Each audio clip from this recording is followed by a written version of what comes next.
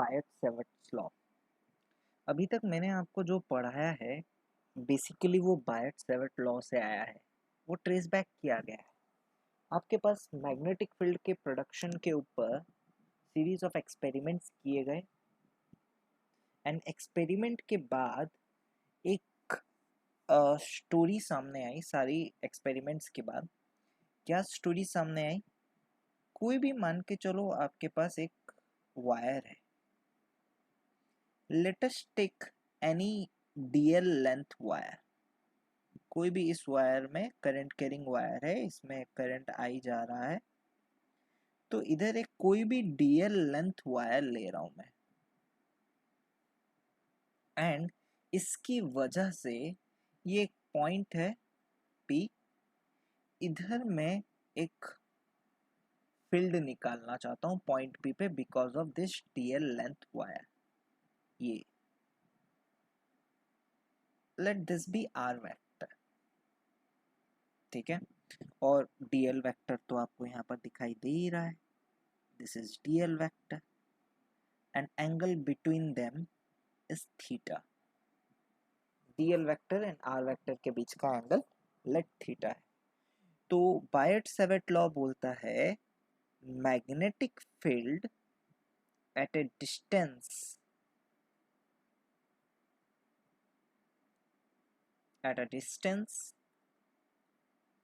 are due to current carrying DL element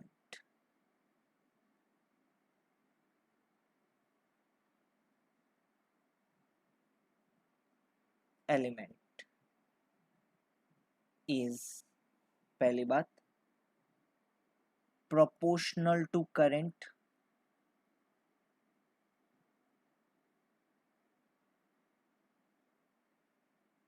दूसरा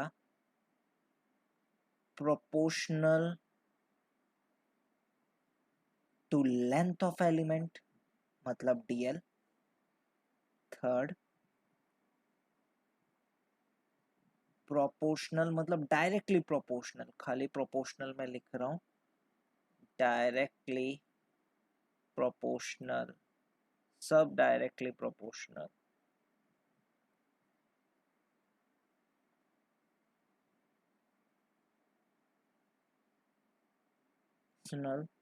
to sine of theta, and fourth inversely proportional, खाली एक ही quantity है, proportional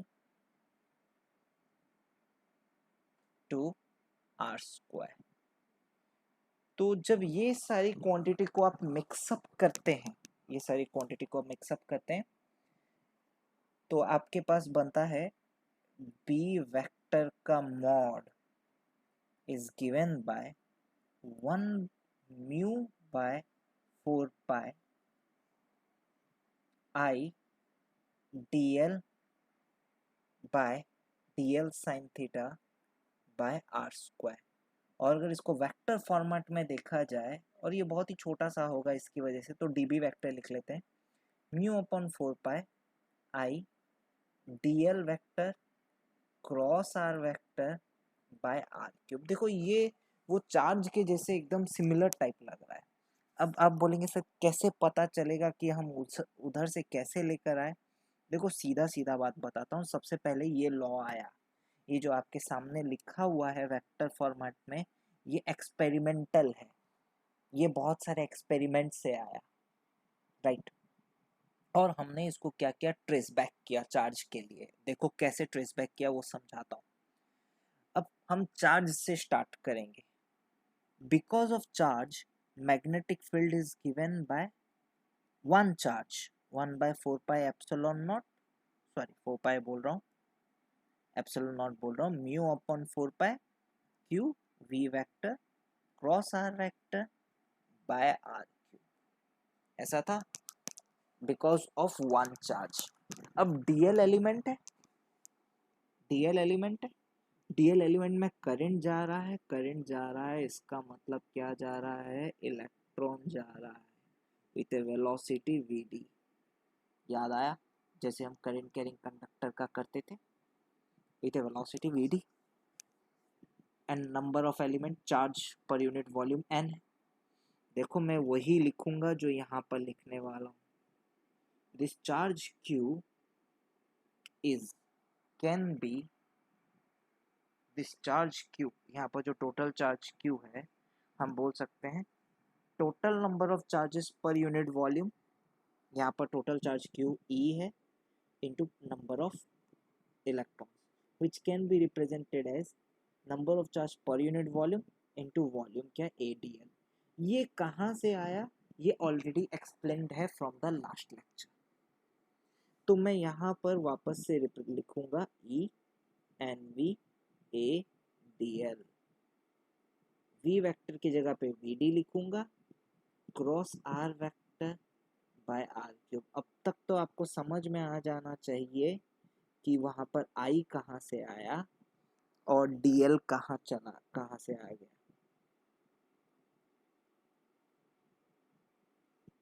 because आप I कहाँ से आएगा, I इक्वल्स NEA।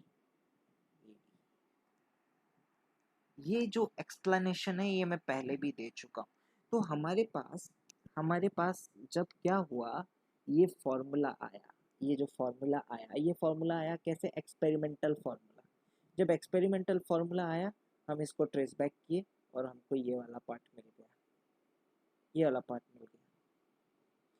नो यहाँ पर सेम स्टोरी है। अब आप बोलेंगे सर यहाँ पर तो आपने मैग्नीट्यूड निकाल दिया, मैग्नीट्यूड के बारे में बोल दिया, ठीक है, ideal sine theta by R square. Direction का क्या करेंगे, डायरेक्शन वही है वैसे ही जैसे हम लोगों ने चार्ज की वजह से निकाला था।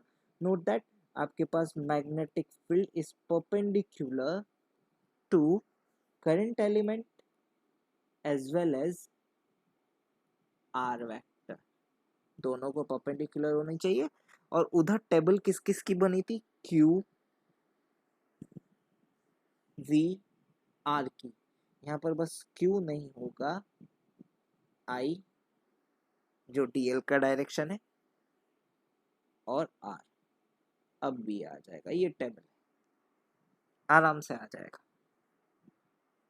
तो आपको यहाँ पर समझ में आ गया हो, बाकी स्टोरी सेम ही है जैसे पहले वाले में थी। तो ये पूरा स्टोरी हम एक एग्जांपल से समझेंगे, जैसे आपको बताया गया वैसे ही करेंगे, राइट, करंट एलिमेंट की वजह से। तो हम लोग के पास एक इसका एप्लीकेशन पार्ट है, एप्लीकेशन वाला पार्ट देखते हैं। Magnetic field due to straight current carrying conductor, एक स्ट्रेट करंट कैरिंग कंडक्टर है, उसमें उसकी वजह से सराउंडिंग में मैग्नेटिक फील्ड कितनी होगी हम वो निकालेंगे, ठीक है। देखो ये बना लिया कंडक्टर, अब चाहिए लोकेशन, कौन से पॉइंट पे निकालना है। जब इस पॉइंट पे निकालना है, याद रहे जो मैं बोल रहा हूँ वो याद रहे, इस पॉइंट पे निकालना है तो सबसे पहला काम आप इस पॉइंट से परपेंडिकुलर थ्रो करेंगे। याद करो प्रूफ वैसे ही टाइप का होने वाला है जैसे इलेक्ट्रिसिटी में मैंने पढ़ाया है, इलेक्ट्रोस्टैटिक्स में पढ़ाया है, एक परपेंडिकुलर थ्रो करेंगे। तो इधर से आपको मिल गया क्या, डिस्टेंस d। अब आपकी मर्जी, डिस्टेंस d मेरे ख्याल से r ले लेने में ज़्यादा बेहतर है, तो डिस्टेंस r0 ले लेता हूँ, राइट। अब ये पॉइंट का लोकेशन पूरा हुआ नहीं है। अच्छा, इसमें करंट आई जा रहा है, इस पॉइंट का लोकेशन आप ऐसे पहचानेंगे, आप सबसे ऊपर वाला ज्वाइन करेंगे, नीचे वाला ज्वाइन करेंगे,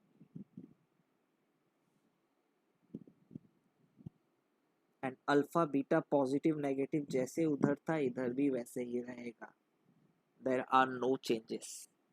आपके पास ऊपर की तरफ है तो पॉजिटिव, नीचे की तरफ है तो नेगेटिव रहेगा।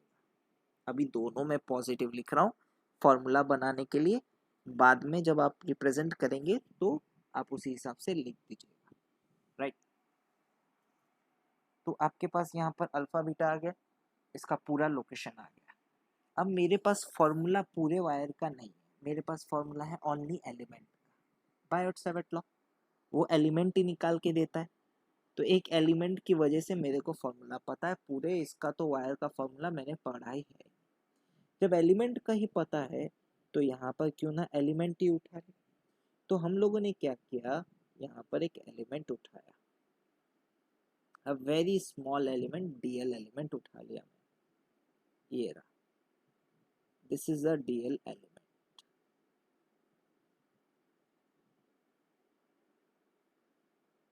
इसका length DL, right.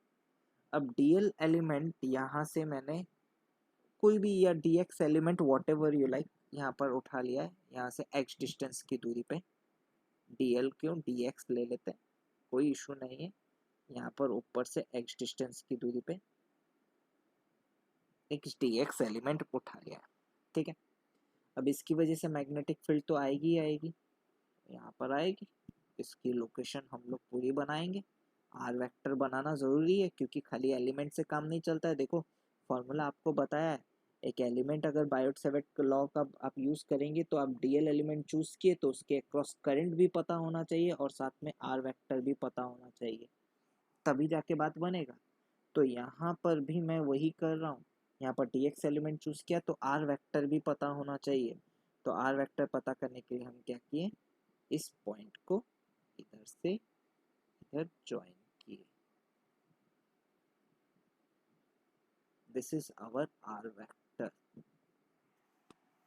This is our r vector and let this angle is theta, let let this angle is theta, ये वाला एंगल थीटा ले लेते हैं। जो एंगल इधर डीएल एलिमेंट के साथ बनेगा वो भी देख लेंगे, उसमें अपन को कोई इशू नहीं है, बिकॉज ये एंगल अगर थीटा है, डीएल एलिमेंट ये रहा, ठीक है, ये 90 है, तो मेरे ख्याल से ये एक्सटीरियर एंगल है, इसकी वैल्यू होगी 90 plus theta, it is exterior angle. तो ये तो अपन को समझ में ही आ गया, 90 plus theta, right, basic mathematics. तो इस डीएल एलिमेंट की वजह से पॉइंट पी पे मैग्नेटिक फील्ड का मैग्नीट्यूड, फॉर्मूला क्या है, म्यू नॉट अपॉन 4 पाई आई, डीएल के जगह पे लिखेंगे डीएक्स, साइन थीटा के जगह पे क्या लिखेंगे बच्चों, sine 90 plus theta, because theta is the angle between, जो हम यहाँ पर हम लोगों ने थीटा पढ़ा है, what is this theta, this theta, this theta is the angle between DL vector and R vector. तो यहाँ ये वाले पॉइंट पे, इस वाले पॉइंट पे, इस वाले एक्सप्लेनेशन में आपके पास डीएल वेक्टर कहाँ पर है, ऊपर की तरफ है, आर वेक्टर कहाँ है, ये जो एंगल है, this is the angle which will represent. अच्छा, और दूसरा वाला बाय नीचे बाय आर स्क्वायर। अब आर एक वेरिएबल आ रहा है, उसको कैसे ना कैसे हटाना पड़ेगा, हटा सकते हैं, कैसे हटा सकते हैं आर को हम लोग, देखो x by R equals sine theta, तो x equals x by sine theta equals your r, ये आपके पास इसकी वैल्यू है। नाउ सारी वैल्यू डालते हैं इसमें, sine 90 plus theta equals cos theta, mu naught upon 4 pi, ठीक है, I D x, sine 90 plus theta की वैल्यू आपके पास क्या है, कॉस थीटा है, और आर स्क्वायर की जगह पे मैंने क्या लिखा, क्या गया, हाँ, आर स्क्वायर की जगह पे लिखा एक्स स्क्वायर, और ऊपर में क्या है आपके पास, sine square theta, that's it. अब पॉइंट इज दैट एक्स भी वेरिएबल है, थीटा भी वेरिएबल है, याद करो दो वेरिएबल एक साथ इंटीग्रेट नहीं हो सकते, या तो एक्स को थीटा में कन्वर्ट करो या थीटा को एक्स में कन्वर्ट करो, दोनों एक साथ नहीं रह सकते, किसी ना किसी चीज में कन्वर्ट हो गए होंगे, दोनों एक साथ नहीं रहेंगे। तो मैं क्या कर रहा हूँ, एक्स को थीटा में कन्वर्ट कर रहा हूँ, कैसे, मुझे एक बात अच्छे से पता है, X by are naught, because ये वाला डिस्टेंस, ये वाला डिस्टेंस आर नॉट ही है, देखो ऊपर मेंटेन किया, x by are naught equals ten theta, तो x equals are naught ten theta, right. So what about dx? dx की वैल्यू क्या होगी? dx equals are naught sec square theta. अब बस सारी वैल्यू पुट करेंगे और db आ जाएगा। देखो db वेक्टर इक्वल्स, सारी वैल्यू डालते हैं, म्यू नॉट अपॉन 4 पाई, कॉन्स्टेंट्स को बाहर ले लेते हैं। अब देखो यहाँ लिख रहे हैं cos theta sine square theta, अच्छा एक्स स्क्वायर की जगह पे आपके पास क्या होगा? R naught square tan square theta, और dx की जगह पे आपके पास क्या होगा? R naught sec square theta. अब चलो देखो क्या क्या हो सकता है। एक आर नॉट से एक आर नॉट कट गया, और डी थीटा, सॉरी यहाँ पर D x by D theta है, ये यहाँ गलती हो गई, तो साथ में डी थीटा भी आ जाएगा ना। आपके पास हो जाएगा mu naught upon 4 pi I by are naught. देखो एक कॉस थीटा है, सेक स्क्वायर थीटा है, मेरे ख्याल से एक सेक थीटा तो कट गया, राइट। और ध्यान से ये वाला पार्ट देखना, यहाँ पर साइन स्क्वायर थीटा है, सेक थीटा है, टेन स्क्वायर थीटा है, तो सबको मैं साइन थीटा में लिख रहा हूँ। थोड़ा सा ट्रिग्नोमेट्री है, देख लो, साइन और कॉस में लिख रहा हूँ।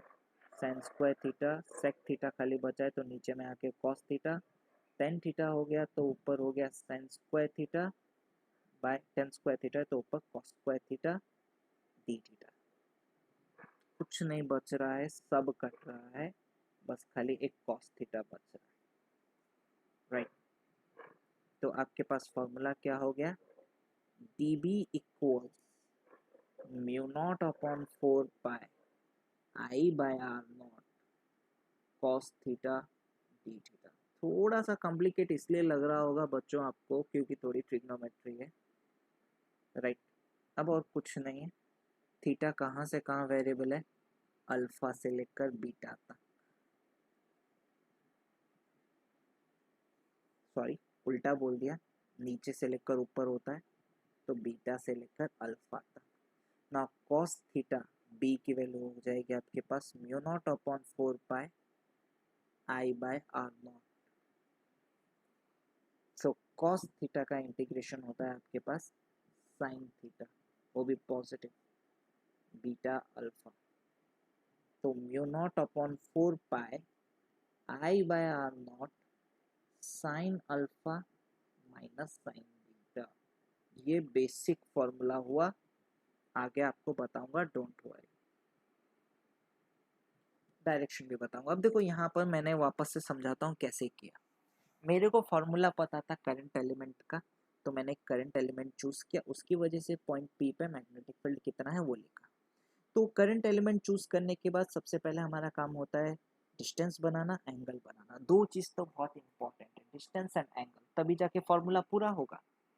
तो सबसे पहले डिस्टेंस बनाया, राइट, फिर एंगल बनाया, तो i D x sine 90 plus theta r square, तो mu naught upon 4 pi i D x cos theta, सारी वैल्यू पुट करी, आर की वैल्यू भी यहाँ पर निकाली गई। आर की वैल्यू कैसे निकाली? यहाँ पर ट्रिग्नोमेट्री थोड़ी सी यूज की, x by r equal sine theta, तो x by sine theta equals r, थोड़ी ट्रिग्नोमेट्री यूज की। तो जैसे ही आर की वैल्यू यहाँ पर पुट की तो मेरे पास इतनी सारी वैल्यूज आ गई। मैंने आपको लास्ट इलेक्ट्रोस्टैटिक्स में बताया था कि आप इंटीग्रेट नहीं कर सकते हैं, बिकॉज थीटा भी वेरिएबल भी है, एक्स भी वेरिएबल है, एक साथ दो वेरिएबल आप इंटीग्रेट नहीं कर सकते।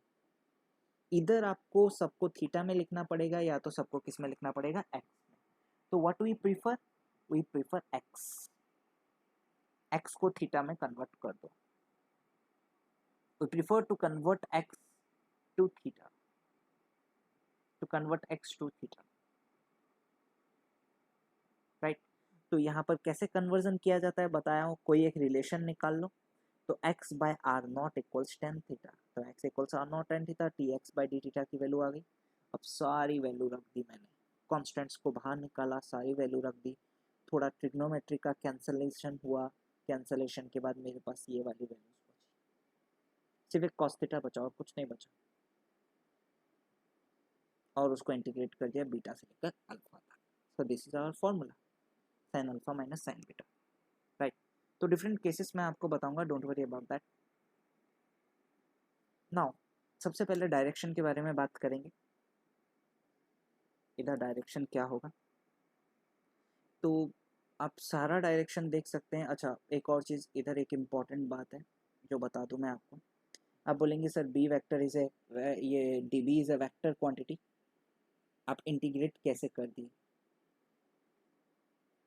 वेक्टर क्वांटिटी इंटीग्रेट नहीं की जा सकती है अनलेस एंड अनटिल, ये बात मैंने बताया था, सभी वेक्टर का डायरेक्शन क्या हो, 0 डिग्री हो।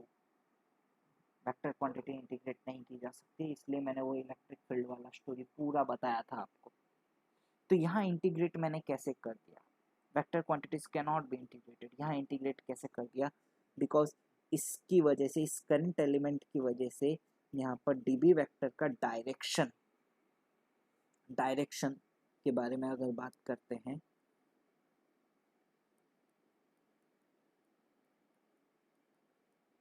डीबी का, तो आपके पास है यहाँ पर आई आर बी।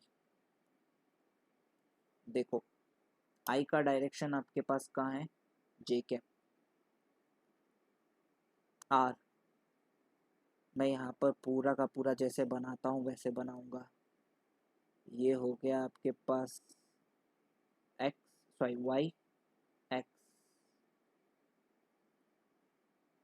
जेड कैसे होगा, दोनों को परपेंडिकुलर चाहिए भाई, और दोनों को परपेंडिकुलर एक ही एक्सिस है इधर, जेड एक्सिस, ये रही, दोनों को परपेंडिकुलर है।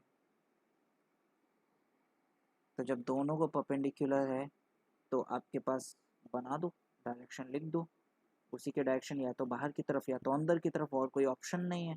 तो ये जे कैप, आर आपके पास क्या है, आई कैप है, तो बी की वैल्यू क्या है आपके पास, माइनस के cap. Not only this element, all the element. मैं यहाँ पर एक इंपॉर्टेंट नोट पॉइंट बता देता हूँ, since direction of dB vector for all the elements on wire is same. So this is the reason, so we can integrate it directly, क्योंकि direction of सारा element same है, 0 degree है, इसलिए हम directly integrate कर लिए। अगर same नहीं होता तो आपको पता है हम डायरेक्टली इंटीग्रेट नहीं कर सकते थे। हमारे पास मेथड है, वो मैं आपको इलेक्ट्रोस्टैटिक्स में पढ़ा चुका हूँ, हम डायरेक्टली इंटीग्रेट नहीं कर सकते थे। यहाँ पर भी नेक्स्ट वाले एप्लीकेशन में मैं आपको बताऊंगा, राइट। तो यहाँ पर हम डिफरेंट केसेस देख लेते हैं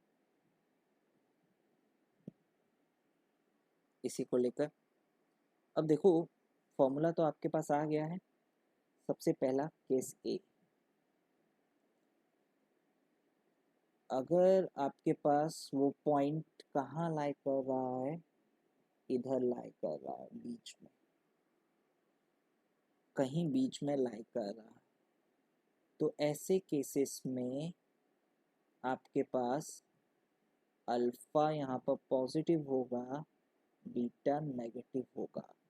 तो अगर करंट आई है, यहाँ पर मैग्नेटिक फील्ड की वैल्यू है mu naught upon 4 pi I by are naught sine alpha plus sine beta. अगर ये स्टोरी, क्योंकि माइनस माइनस प्लस हो जाएगा, sine of minus beta equals sine of plus beta, right, because यहाँ पर value ऐसा क्यों आई, sine of minus beta equals minus sine beta, तो बीटा के सामने तो ऑलरेडी, साइन के सामने तो ऑलरेडी नेगेटिव साइन लगा हुआ था, तो इसलिए क्या हो जाएगा, प्लस हो जाएगा। नाउ बिट बी, अगर आपके पास करंट एलिमेंट आई है एंड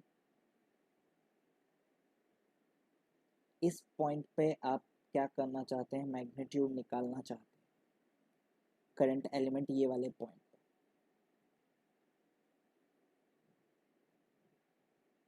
इस पॉइंट को अपन क्या करते हैं, थोड़ा सा नीचे ले लेते हैं, ये तो हम सेम ले लिए, चलो यहाँ ले लेते हैं एग्जैक्टली इधर ले लेते हैं करंट एलिमेंट पॉइंट को जहाँ पर निकालना चाहते हैं।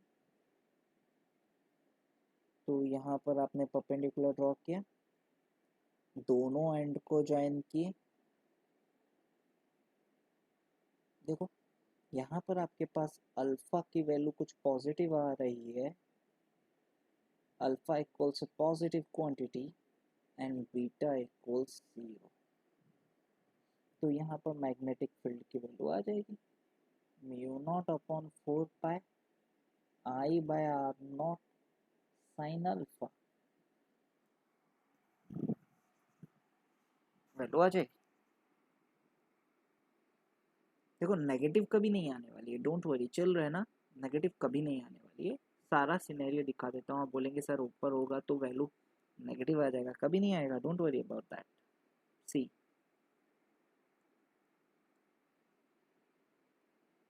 अगर यही पॉइंट यहाँ होता, मैग्नेटिक फील्ड नेगेटिव कभी देगा ही नहीं। तो यहाँ से आपने परपेंडिकुलर ड्रॉप किया, फिर आप दोनों एंड को ज्वाइन करेंगे, ये हो गया आपके पास बीटा, तो alpha equals 0 beta equals negative. अब भी बी की वैल्यू क्या है, mu naught 4 pi I by are naught sine beta, because sine minus beta अगर आप लिखेंगे इधर, उसके सामने बीटा के सामने कैसी क्वांटिटी है बच्चों, negative part, beta negative quantity, sine sine beta के सामने एक नेगेटिव साइन है, तो जो कि क्या हो जाएगा, पॉजिटिव हो जाएगा, वैल्यू पुट करके देख लेना, राइट। तो ये कभी नेगेटिव नहीं होने वाला। अच्छा अब डी ऑप्शन,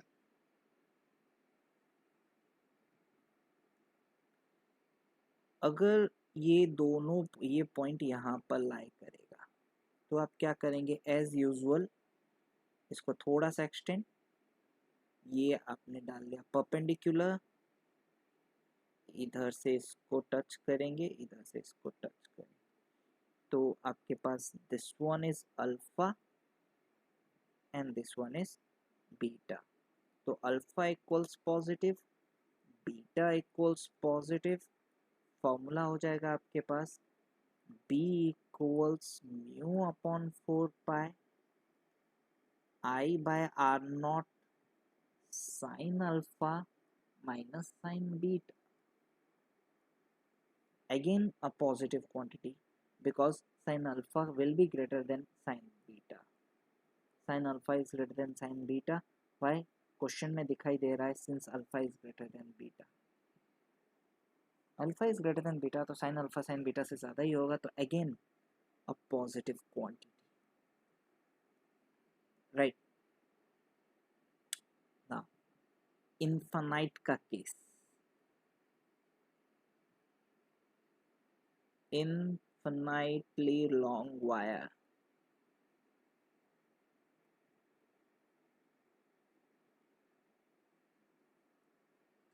इनफाइनाइट के बारे में मैं पहले भी डिस्कस कर चुका हूँ, इनफाइनाइट जैसी कोई चीज़ होती नहीं, ये बात मैं डिस्कस कर चुका हूँ, राइट।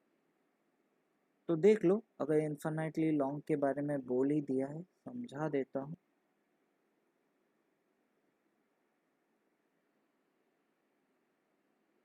अब आपके पास अल्फा बीटा क्या होगा, याद कर लेना, सेम है, ये है अल्फा, ये है beta, alpha equals 90, beta equals -90, तो फॉर्मूला क्या हो गया, b equals mu naught upon 4 pi I by are naught sine 90 plus sine 90, तो mu naught upon 4 pi 2i upon R naught, ये है बी की वैल्यू। ऐसे सिनेरियो इन्फिनाइटली लॉन्ग वायर होगा। डायरेक्शन तो आपको पता है, अगर करंट का डायरेक्शन ऊपर है तो इधर डायरेक्शन आपके पास कहाँ होगा, इनटू।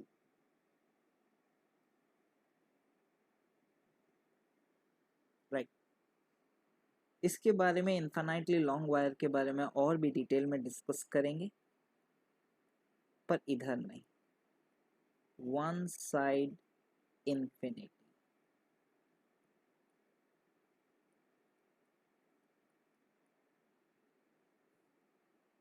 तो आपके पास एक साइड में इन्फिनिटी है, दूसरे साइड में कांस्टेंट लेंथ है, जैसे कि ये वाला पार्ट। डन। और आप यहाँ पर निकालना चाहेंगे, तो जब ऐसा करेंगे, यहाँ पर आप क्या कर रहे हैं, एक परपेंडिकुलर थ्रो कर रहे हैं। ये तो आपके पास 0 हो गया, ये आपके पास क्या हो गया, 90 हो गया। तो अल्फा इक्वल्स 90, बीटा इक्वल्स 0।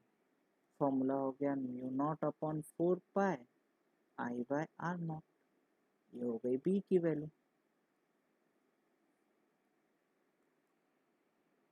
तो दोनों साइड का कंट्रीब्यूशन सेम रहता था, अब एक साइड जब चला गया है, ऐसा समझ लो दूसरे साइड का कंट्रीब्यूशन 0 हो गया है, तो सिर्फ एक साइड का कंट्रीब्यूशन रहा। राइट, तो ये कभी भी नेगेटिव होगा नहीं। So these are different cases about this magnetic field due to straight current carrying conductor.